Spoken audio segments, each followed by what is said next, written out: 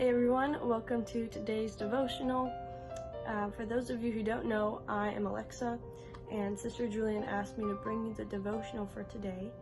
And fun fact, the day that you're watching this is actually my birthday, so that's pretty cool. So I'm going to jump right into the word, which is Exodus 32, verse 19 through 20. It says, "And it came to pass, as soon as he, which is Moses, came nigh to the camp, that he saw the calf and the dancing, and Moses' anger waxed hot. And he cast the tables, he had tables of stone, out of his hands, and brake them beneath the mount. And he took the calf which they had made, and burnt it in the fire, and ground it to powder, and strawed it upon the water, and made the children of Israel drink of it."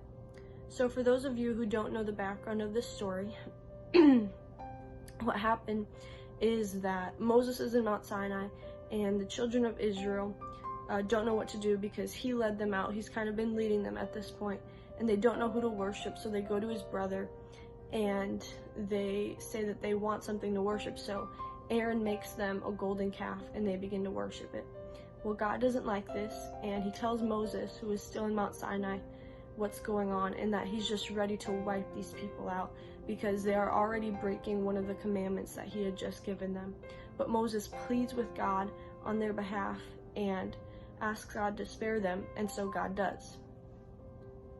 And there's more to the story, but I'm going to just tell you the brief part after this is that Moses then goes down for himself and sees for himself, I should say, what is going on, and he becomes so outraged with how the people are acting that he throws these tables of stone down and breaks them. And I'm going to jump into a similar story in the New Testament in John chapter 2. And Jesus is in Jerusalem, and in verse 14, it says that he went to the temple, and in there he found those that sold oxen and sheep and doves and the changers of money sitting. And when he had made a scourge of small cords, so kind of like a whip, he drove them all out of the temple and the sheep and the oxen, and poured out the changers' money, and overthrew the tables. And he said unto them that sold doves, Take these things hence, make not my Father's house an house of merchandise. And his disciples remembered that it was written, The zeal of thine house hath eaten me up. Just like Moses, Jesus was consumed with disgust when he saw similar desecration. Both were fiercely upset when they saw the disregard for others' respect for God and his commandments. And when it comes to our personal lives as Christians, we should have the same high regard for our God and be upset when others don't.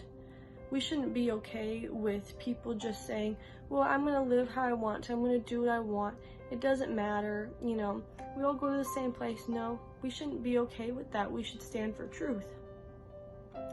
However, let's not forget that Moses and Jesus were both mediators as well.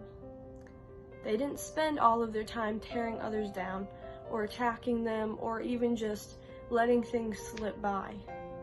Instead, when God first notified Moses of the Israelites' worship of the golden calf, he mediated on their behalf. God wanted to wipe them all out, but Moses pleaded for them. Similarly, Jesus didn't spend most of his time condemning people. Even though he technically had the power to do that, that's not what he did. Instead, he taught people truth, he loved them, he showed them the correct way, and he was an example.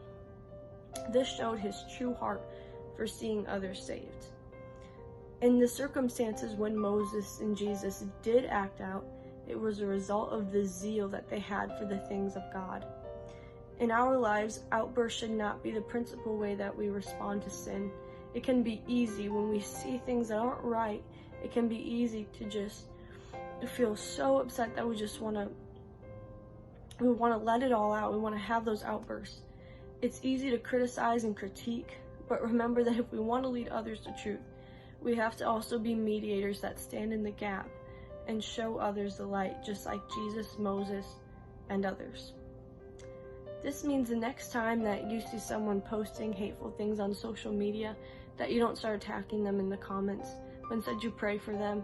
Or the next time that someone attacks you for what you believe, what you do is you offer them a Bible study so that they can have a better understanding of the Bible and what it says and the truths of it, and why we believe what we believe. We should be zealous for truth, but also compassionate to lost souls. I pray that this devotional has blessed you guys today, that you have a wonderful day. See you guys later. Bye-bye.